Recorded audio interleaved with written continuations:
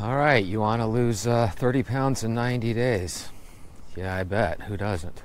You want to do it, and you want it to be extremely easy. Of course. I can do this. I can make this happen. I can even show you. But the reality is, you know you, and I have a feeling I know you too. But anyway, welcome to Walk, Talk, Vent. Let's do this. Hi guys, welcome back. Today we're going to visit a YouTuber called Big Will's Fitness, or at least that's the name of, I assume, Will's channel here. This video is very vintage, about 10, 11 years ago, but there's a story that you need to pick up here, and it's fascinating. I'll be quiet so we can hear Big Will's story. Hey,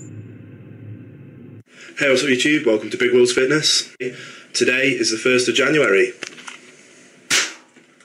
So my name's Will Atherton and I've got a confession to make. I am a fat bastard. Why? Why, Roxy? Why? But in 2013, all that's going to change. This channel is my 1-year body transformation channel.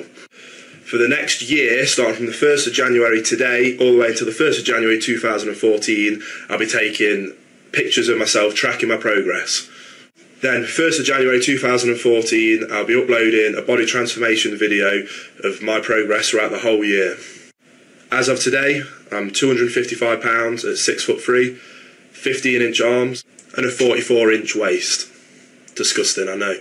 But up until that transformation video, I'm going to be doing weekly vlogs, with this vlog being the very first one. So YouTube, this is Will. So let's look at the clues real quick, okay? It was New Year's. It didn't look like daytime, because if you look in this right now, this is daytime looking, right? So I assume it was New Year's night, right? It was just New Year's Eve. He's home. He kind of sounded peppy, right? He wanted to do kind of a New Year's resolution type thing. But now we're going to get more to the story. Because at first you're thinking, okay, New Year's resolution, let's go, Will, right? But now we're going to hear the second part of the story. Check this out. From Big Will's Fitness, I want to tell you a little story about something that happened to me on New Year's Eve that ties quite well into this channel that I'm doing at the minute. So I'm working New Year's Eve, I'm working at a bar that I work at part-time. It's about 2 o'clock in the morning, I'm serving some guy halfway down the bar, and the other bar woman's at the end of the bar, she's serving some old guy that's just come in.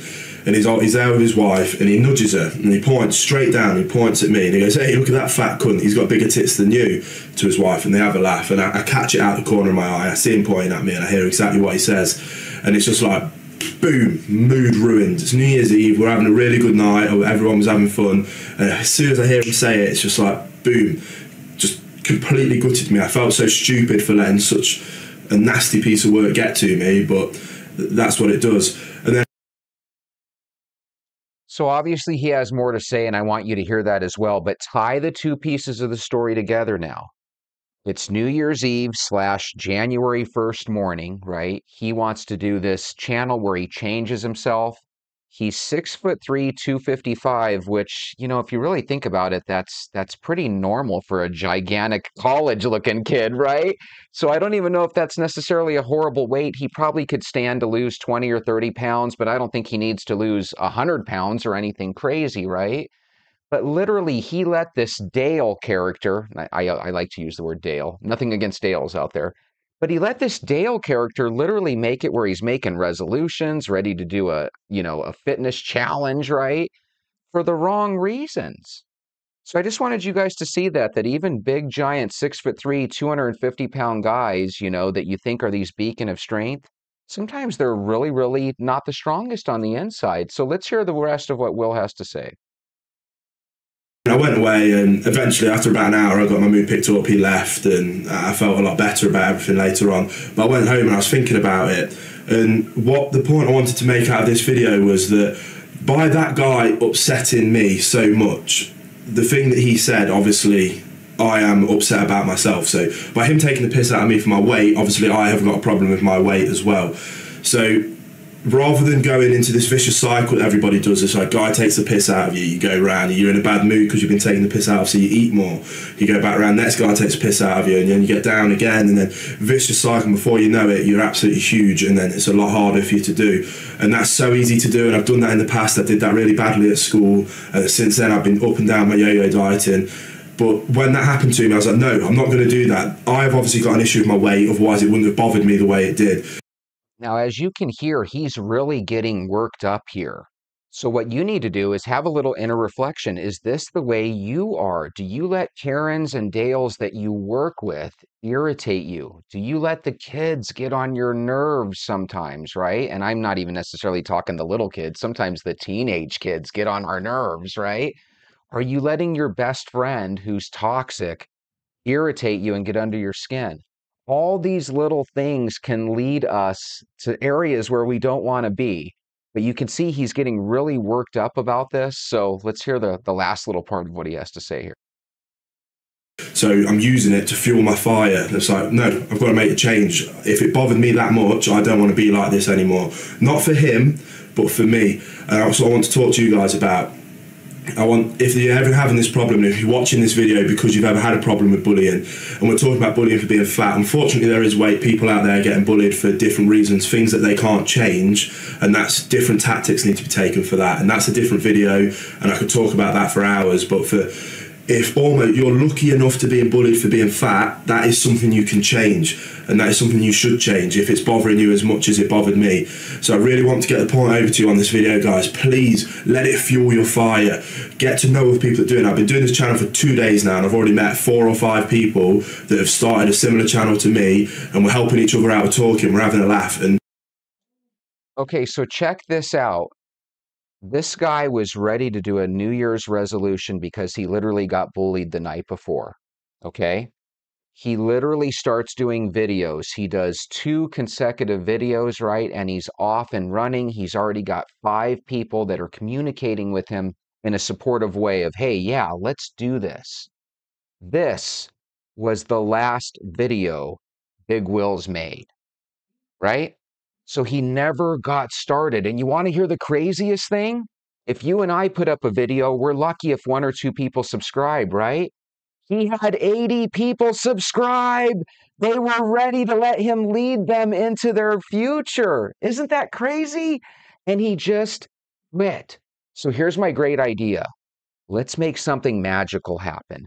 Let's go to Big Will's Fitness and let's subscribe to his channel. Let's see if we can flicker it back to life 10 years later. Can we? Probably not. Why don't you grab your shoes? Let's go for a walk.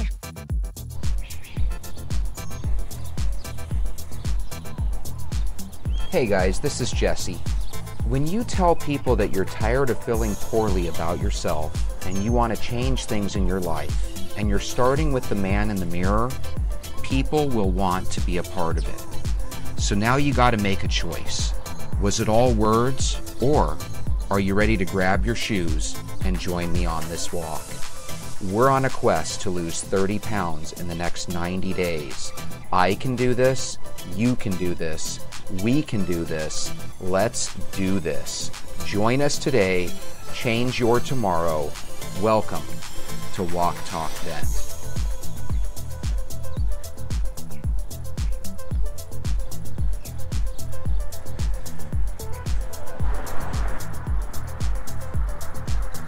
Good morning, everybody. I hope you're having a happy Tuesday. Of course, it's Monday for me, so not as super happy, but I was watching some interesting videos this morning before I decided to go for my walk because I'm trying to see if I can find anything that's really super interesting to talk about. And this morning I lucked out and I did. So I was watching a feed for Megyn Kelly. She is a YouTuber that used to have her own show on Fox News, and I think she even had a talk show once upon a time on traditional news outlet or traditional channels that weren't necessarily Fox News, but don't quote me on that. I've never been a super big Megyn Kelly fan, but I did start watching her YouTube channel when she was giving commentary on the Fani Willis trial, because I don't know if you guys watched any of the Fani Willis trial, but I thought that that was just a fascinating display of what not to do on the witness stand, but that's neither here nor there. The reason I bring up Megyn Kelly is because she has a doppelganger that people are starting to bring up a conspiracy theory about. I guess that's what you would call it. She does look a little like Nicole Brown Simpson if she had brown eyes. But anyway, that's the gist of what they're talking about online, is that they're theorizing that she might secretly be Nicole Brown Simpson. But here's the problem with that. Nicole Brown Simpson was a full-blown adult when that stuff went down in the 90s with her and OJ. And if she was alive today, I'm just guessing that Nicole Brown Simpson would be like pushing 70 or maybe even a little bit older. Which is interesting because OJ Simpson just died a couple of days ago. Apparently he had cancer, and apparently he didn't really let anybody know how sickly he was, which I thought was interesting. But you know, you get to a point where you're hated by so many people, and I think OJ felt that, you know, although some people definitely were fans of his and some people still wanted to interview and talk with him, you know, when everybody looks at you like, you know, you're a murderer that's out on the streets, you know, it's probably not the best feeling to wake up to every day. But anyway, back to the Megyn Kelly thing. She looks a little like Nicole Brown Simpson, and I stress a little, you know.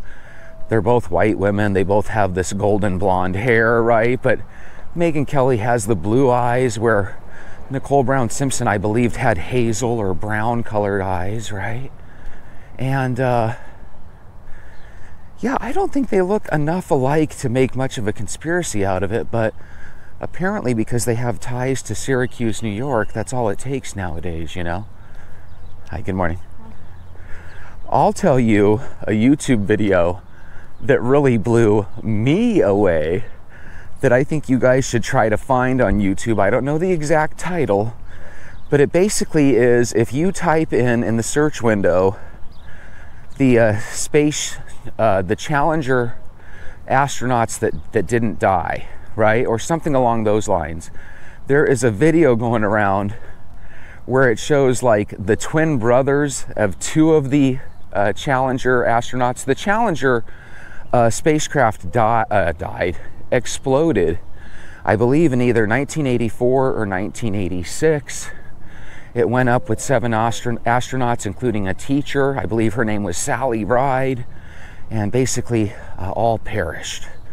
There's actually video of it breaking up in the sky because there was a loose O-ring, and they kind of rushed into liftoff when they should have probably dotted their I's and crossed their T's one more time. But anyway, if you don't know about the Challenger space shuttle crash, look it up. It happened in the 80s when I was in 3rd grade. I remember we were watching it when it happened on TV, which is really bizarre, but true. Anyway, all 7 of those astronauts, people believe that they're still alive. Not all people, of course, but if you look at that video, 2 of the astronauts have twin siblings that obviously look just like them that are still alive, right? Another one, I believe it's Sally Ride, but it might be one of the others. There are people that believe she's a professor at a university. And what's interesting is everybody that they pull up looks just like these people. So if there's ever a conspiracy that nobody talks about, but I find super interesting, it's that these 7 NASA astronauts never died. Now again, I'm not saying they never died. I believe they did perish, but if you watch this video, and if this video is true, it is a super compelling little conspiracy theory.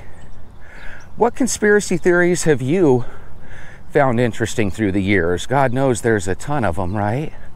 One of the things, and I don't know if it's a conspiracy theory, but one of the things that I find interesting is obviously this phenomena around UAPs and UFOs and aliens. You know, are they from another world? Are they from another planetary system? Or are they interdimensional beings? If they're interdimensional beings, does that mean they're angels or demons? you know? Does that mean they're none of the above? Are they potentially astronauts from the future, time travelers from the future? What's interesting is there's also a picture of Flight 370, and there's video online of 3 little UFO craft circling this plane, and then the plane bleeping out of existence. When you see something like that, I think it's super easy to think, you know what, only an alien from another world could do that. But if you watch the Redacted show with Clayton Morris, he interviews a gentleman that swears up and down those 3 little UFOs that are circling the flight before it blinks out of existence. He's saying those are definitely our aircraft. They're military aircraft. So apparently we have found a way to just bleep things out of existence, which is kind of interesting because that leads you back to another conspiracy, which is what are they doing with CERN? CERN, right? This big giant, what is it called? Where they shoot the photon of light one way while shooting the particle of light the other way, and then they combine and they smash into each other. And these little particle accelerator, I think that's what it's called. And by bursting pieces of light into one another, God, I'm gonna have to cut this up, I sound silly. Anyway, this particle accelerator has 2 little particles of light coming at different directions, and when they collide, it kind of mimics like a Big Bang type situation. And one of the things that they're able to do with these particle accelerators is they're able to create tiny little black holes. And I can't help but think that when they show Flight 370, allegedly Flight 370, who knows if it actually is, but when they show this video, it looks like this thing just bleeps out of existence, and it's like, my goodness, did it just fall into like its own little black hole? It looks amazing. You never know what you're looking at. I mean, it could just be some sort of elaborate video editing scene, but no matter how you slice or dice it, it definitely looks interesting. I see that lady walking every single day, and it's impressive because she doesn't miss a day either. That's one thing I've noticed about walkers, guys, and you might notice this too on your daily walk if you're coming across other people that walk. Walking really is not a 3-day-a-week thing, and it's really not Monday through Friday. Walking is an everyday thing. And whether I have a camera in my hand or not, I need this walk. I have a lot of issues that come up on the yearly with me, or even on the daily sometimes. And every time I have a situation, because of my walks, I'm usually able to dedicate a couple hours into, how do I want to attack this situation? I have these problems A, B, and Z. Do I want to postpone and procrastinate on any? Or do I want to really meet them head on? And that's what I think you're probably starting to realize now. If you've been walking with me for going on a month, you probably have already started to think about certain issues. Obviously I want you to listen to me as we're walking, but I don't necessarily always talk about the most important of subjects in your life, And sometimes you might have something really, really big going on. Some of you have health results that you're waiting to hear back from your doctor. And some of you are saying your prayers every day that starting to be healthy could maybe change your situation that you're in. If you're in a tough situation, whether it be mentally, financially, or physically, I just want you to know that I'm hoping that we can kind of walk our way through those problems together, A lot of us have little issues that we're dealing with, and the walk by itself won't necessarily cure all ills, but if it helps you make a better decision here and a nicer decision there and a smoother choice here and there, I think those are good things, don't you? We want you to be happy and successful. If you're successful and if your health gets better, I think it just changes the timeline that you're on. You know, if you were the type that never decided to do something about their health, eventually your health would make a decision for you, you know? We all see people that are way too young to be stroke victims. We all hear about people that are way too young to die of heart attacks. And most doctors will tell you that when it comes to obesity and when it comes to things like high cholesterol and high blood pressure and stuff, that these are things that we as people can usually work on and kind of improve on our own. The problem is many of us never get to that point. You know, tomorrow never comes. How many times have you yourself kind of made a resolution that, hey, I'm going to start working out here in the upcoming weeks. I'm going to start getting a gym membership, and I'm going to start saving money, and I'm going to start paying a bill and doing this, that, and the other, right? And for so many of us, tomorrow never comes. You know, so you want to make sure that when you make a goal, that it's something that's very doable, you know? Even when it comes to walking with me, I don't know if you necessarily want to declare, hey, I'm walking with Jesse, you know, I'm on my day 1, and then we never hear from you again, you know? Sometimes it's good to actually keep your secret plans to yourself, right? Keep them close to the vest. And then as you're slowly but surely getting used to your plan, you know, because we can all say till we're blue in the face, I love walking, I'm going to walk every day. But if you only make it 1 or 2 days walking and then you're back to never walking again, you know, I don't know if the speech is necessary, you know? I think sometimes we declare these things like I'm going to start walking because we think it's a motivation that we need to hear come out of our own lips and into our own ears. But the absolute truth is, people respect doers more than talkers. And you're no different, right? We all hate when politicians talk, but then 4 years later, you know, nothing's been done, right? Or 2 years later, or whatever the cycle is for you know, voting and stuff.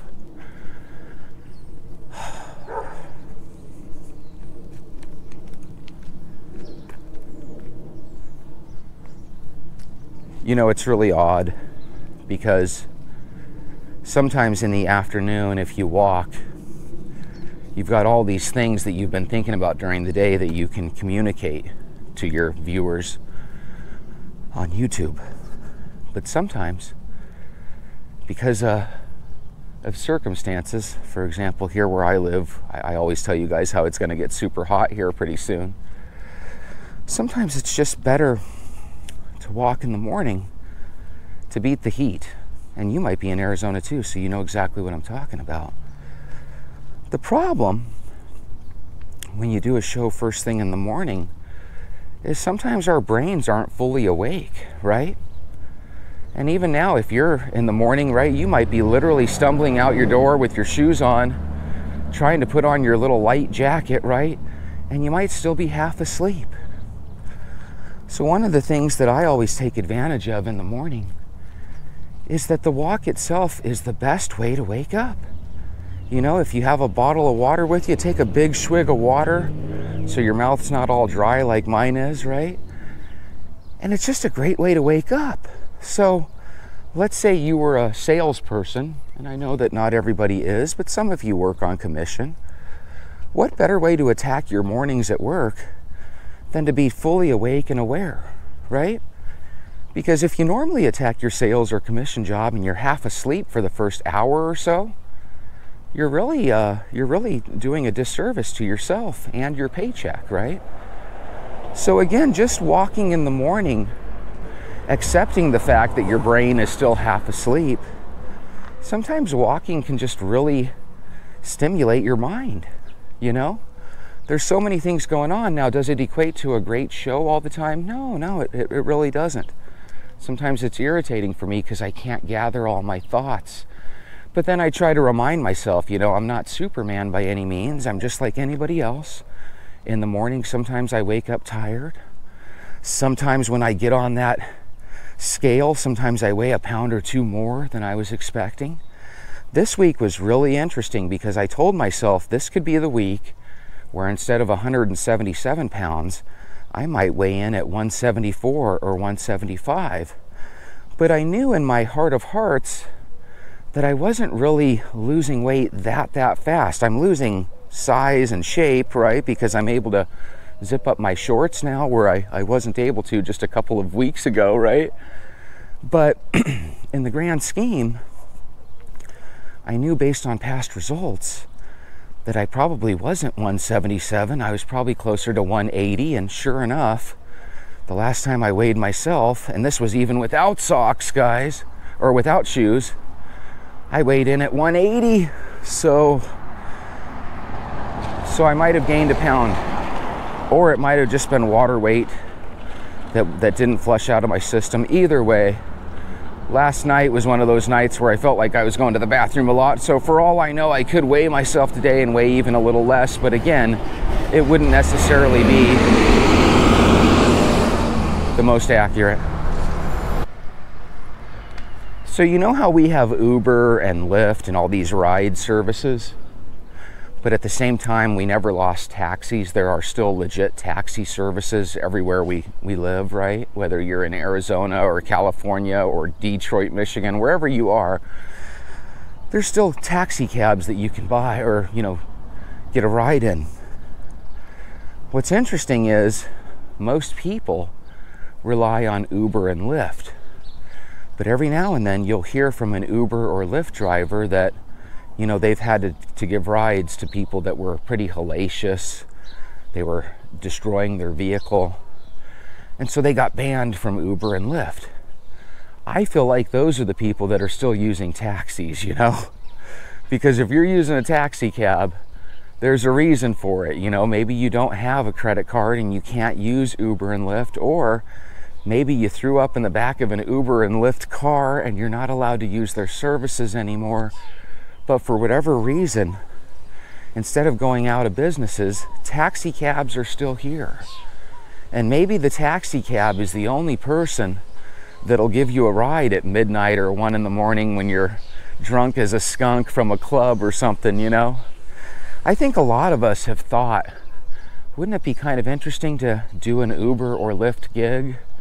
And I know that there's people out there that have safely taken thousands of people on rides and made quite a bit of money in the process, destroying their car, of course, but that's par for the course, right? Everybody knows that when you're using your car for Uber and Lyft, you're going to put on a excessive amount of miles.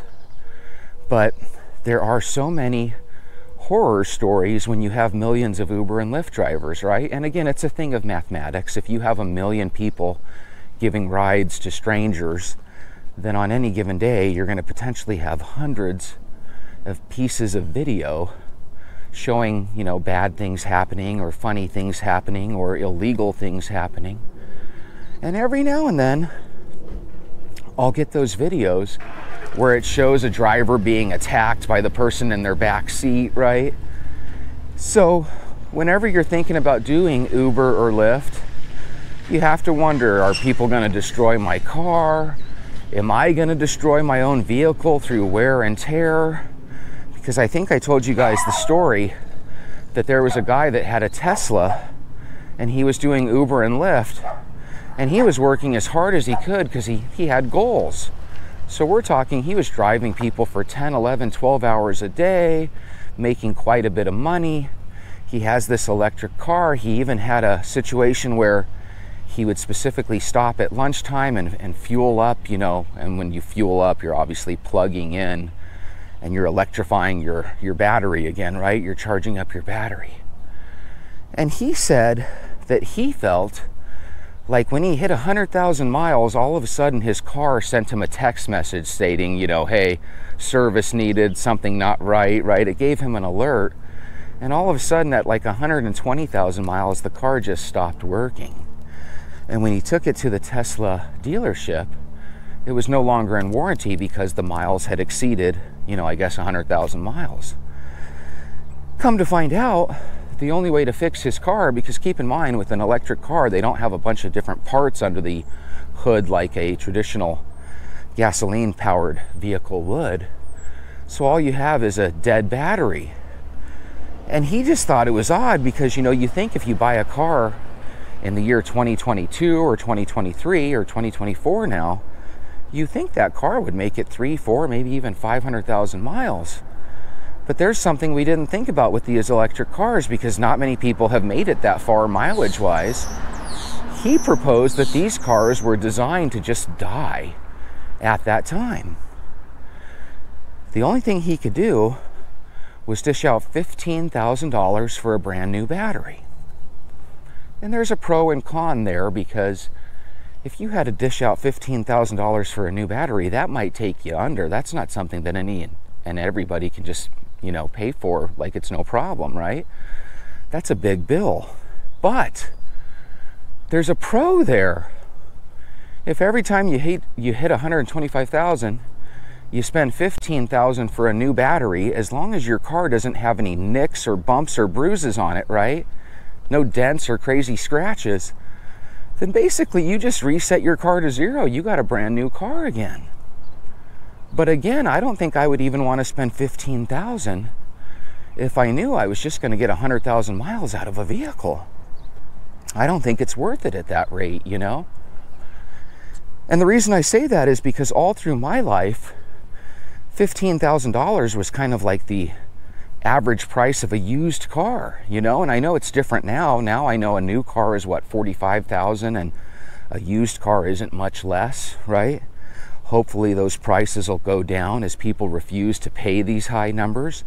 But I don't know if you'd agree or not, when things go down, they never seem to go drastically down, you know? I know that homes can crash, like I lost my home in 2008 to foreclosure, like a lot of people did. The arm of my loan started to kick in, and when the arm kicked in, it was just like I got kicked out, you know? They used to sell these arms, and I think they still do, where you come in on a teaser rate of maybe 1 or 2% interest, and then after a year or so, it bumps up to the next tier, so you might bump up to 3 or 4 or 5% interest.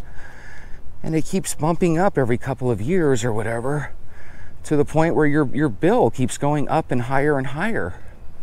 We had a lot of interest-only payments because people thought that they could jump into a house and that the market would help them be profitable, right? You jump in at 0% interest, and really all it is interest only, right? You're not really paying any down on your home, you're just paying the interest. And the thought was that if you bought a $300,000 home, over the course of the next year or so, it would appreciate up to $350,000 or $400,000, and it would make you a lot of money. The only problem is when the market crashes, all of a sudden those same houses that are going up in value constantly are all of a sudden being chopped down in value.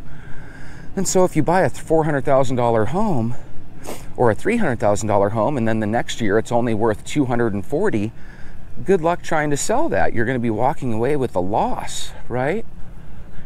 And so it was a real tough deal, and I lost my home to foreclosure. But knowing what I know now, how everything kind of bounced back within a year or 2 or 3, I probably would have tried to find some way, you know, through renting out rooms or something.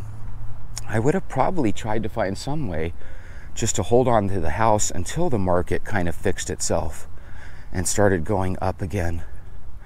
If you've ever lost a house or gone through a foreclosure, and maybe it had a domino effect where all of a sudden you're getting a divorce, this, that, and the other, because by the way, that also happened with me, you know. I went through a divorce with my now ex-wife, and what ended up happening is that kind of snowballed into a foreclosure and the whole 9 yards. So I think that's why I'm permanently afraid of the idea of getting married again. I got divorced back in 2007. I assume half of the people watching this are divorced and the other half are married, and for those that are married, you might even be in your 2nd or 3rd marriage, right? It's a real tough deal when families decide to split up.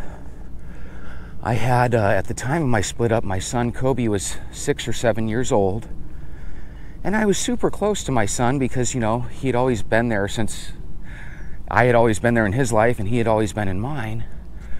But after we split, it was like all of a sudden I became the, every other weekend dad. And I had that same situation with my daughter when her and my mom, or when I and her mom split up, where all of a sudden I became the every other weekend dad.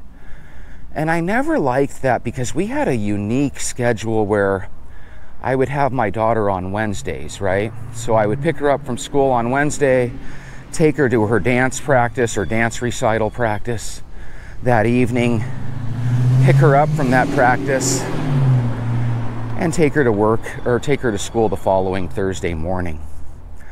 So it was one of these weird things where I had my daughter every single Wednesday, which was a blessing, and I had her every other weekend. But it still equated to a situation where I never ever saw my daughter on like a Monday or Tuesday. And that might be no big deal to people, but for me it was just weird. Could you imagine, from my point of view, going a long period of time where you never saw your daughter on a Monday or Tuesday, or a Friday? I guess I saw her on Fridays, right? Because I had her every other weekend, but I never had my daughter on Monday and Tuesday, and I never liked that. There's just something weird about never seeing your kids on a certain day, and nothing stopped me from going and visiting her on those days. But when you have your visitation days, usually you just stick by your visitation days, If you went through a divorce and it caused strife with you or your significant other when it came to seeing your kids as much as you or they wanted to, please share that in the comments. Because a lot of these moments that we feel like we're cheated in life, or we feel like we're giving a, kind of a tough situation, those are reasons why some of us walk. That's why I like to walk. I've had a lot of stuff happen in my life. Was all the stuff as big as I make it out to be? Probably not. Sometimes we make mountains out of molehills, right? But I know that just as I've had a lot of stuff that's irritated me through the years that I didn't understand, I assume quite a few of you had that same situation, right? And there are some things that we will never make sense of. Why did my significant other leave me at my time of need? Why, when I was at the worst situation in my life, did my best friends abandon me, right? And I'm just giving examples here. But we all have those. It makes you wonder, is this world just one giant test that we're in? Why do we hear so many success stories online or on Facebook or in the news about people that go from rags to riches, or they go from miserable to happy? Why do we hear so many of these neat stories, yet they never touch our timeline, right? How come things are consistently going against us? Those are things where if you were to find out that this life is just a giant test, those things would make a lot more sense,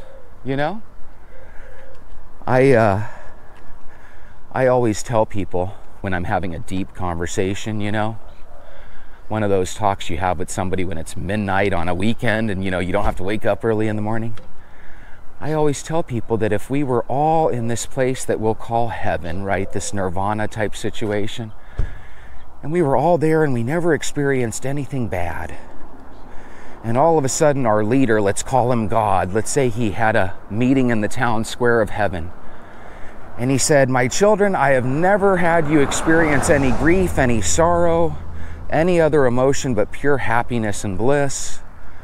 Would you guys like to experience some of those other sensations like grief, like sadness, like suffering?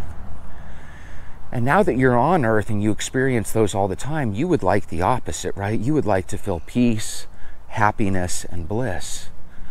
But if you never ever experienced any grief, sorrow, sadness, or pain, and you were in a place where you never had a chance to experience that, and all of a sudden you were given that chance, let's call that chance life, right?